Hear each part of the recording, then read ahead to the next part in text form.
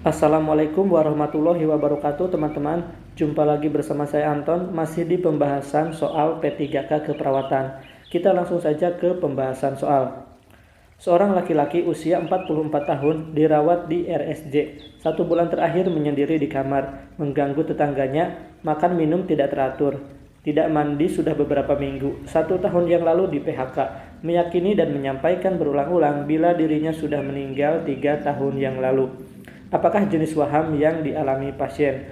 A. Curiga, B. Kebesaran, C. Nihilistik, D. Somatik, atau E. Penglihatan. Baik, mari kita bahas satu persatu pilihan jawabannya. Yang A curiga. Curiga itu dirinya merasa dicurigai ya teman-teman ya. Misalnya merasa sedang diawasi oleh orang lain atau merasa dirinya terancam oleh orang lain, berarti bukan ya. Kalau kebesaran itu misalnya merasa dirinya itu titisan dewa atau titisan raja, jadi bukan juga. Nah, jawabannya adalah yang C, nihilistik, merasa dirinya sudah tidak ada. Kalau yang E, waham somatik itu misalnya merasa badannya sakit.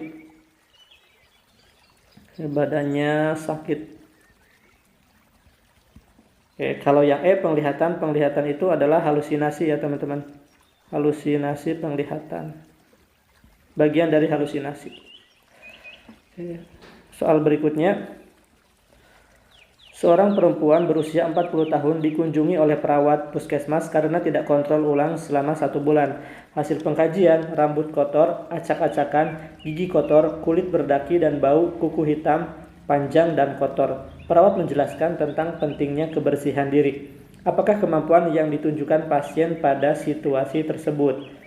A. Pasien dapat menyediakan fasilitas kebersihan diri yang dibutuhkan. B. Pasien mandi, mencuci rambut, menggosok gigi dengan benar. C. Pasien mengenal masalah defisit perawatan diri. D. Pasien mengenal tanda kekambuhan dan rujukan. Atau E. Pasien kontrol teratur ke puskesmas. Nah, di sini perawat menjelaskan tentang pentingnya kebersihan diri. Oke. Kalau kita menjelaskan berarti tujuannya itu pasien mengerti ya.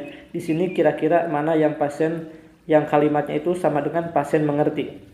Ya, jawabannya adalah yang C.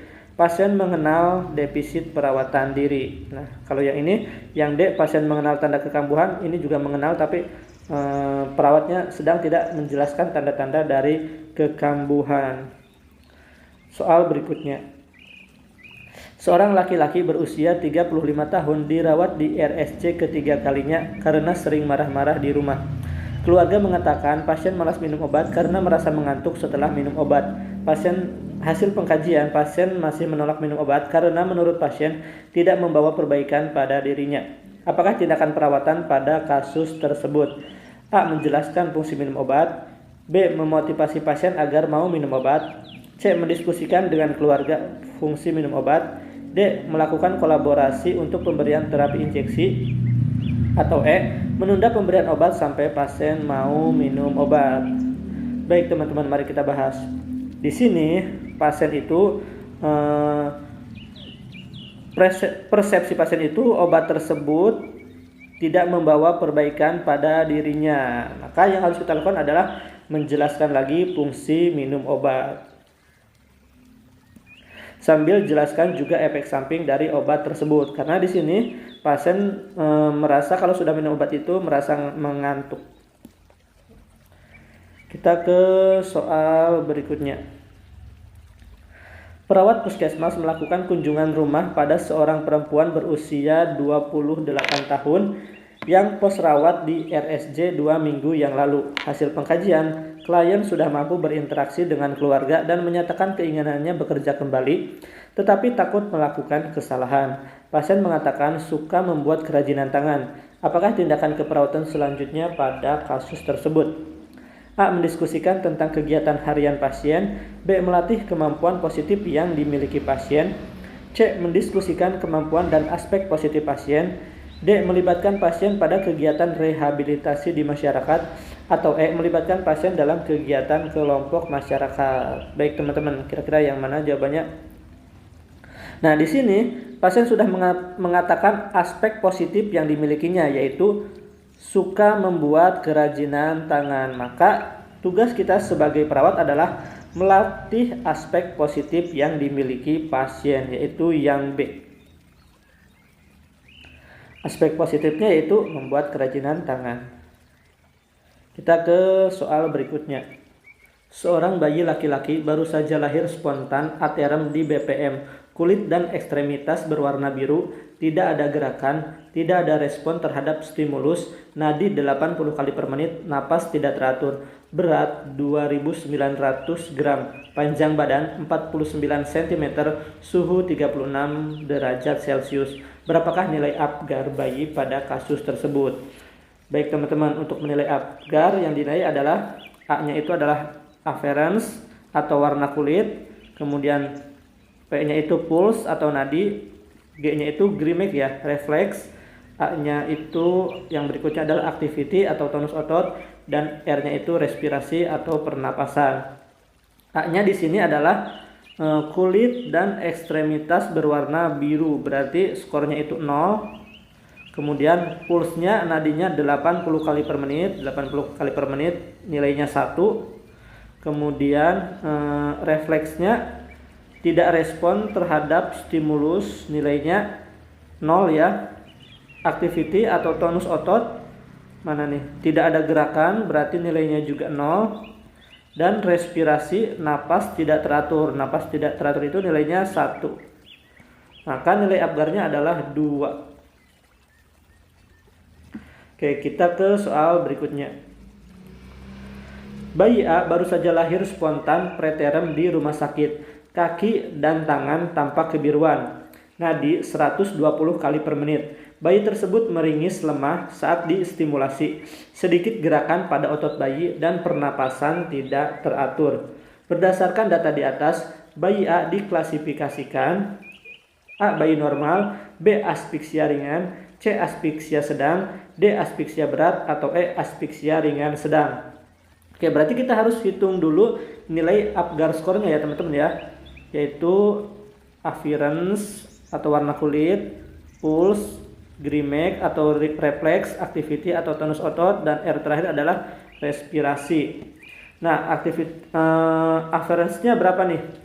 Kaki dan tangan tampak kebiruan. Nah, di sini tidak disebutkan kalau kulit lainnya juga berwarna biru, hanya disebutkan kaki dan tangan tampak kebiruan atau ekstremitas berwarna biru. Skornya adalah 1. Kemudian pulsnya 120 kali per menit. Ini lebih dari 100 kali per menit ya, jadi nilainya 2. Refleksnya ini meringis lemah saat distimulasi, berarti skornya 1. Aktivitinya sedikit gerakan pada otot bayi, sedikit berarti nilainya juga 1. Respirasinya pernapasan tidak teratur, skornya juga 1. Jadi skornya berapa?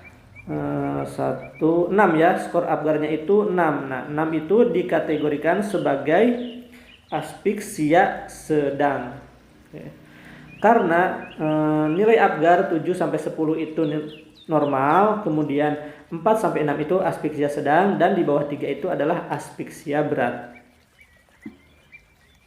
Soal berikutnya. Ibu Ani melahirkan seorang bayi laki-laki aterem dengan berat 2.600 gram, panjang badan 48 cm.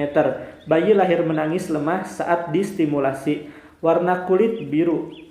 Nadi 110 kali per menit, sedikit gerakan pada otot, pernapasan tidak teratur. Berapakah nilai Apgar bayi pada kasus tersebut? Baik teman-teman, mari kita bahas.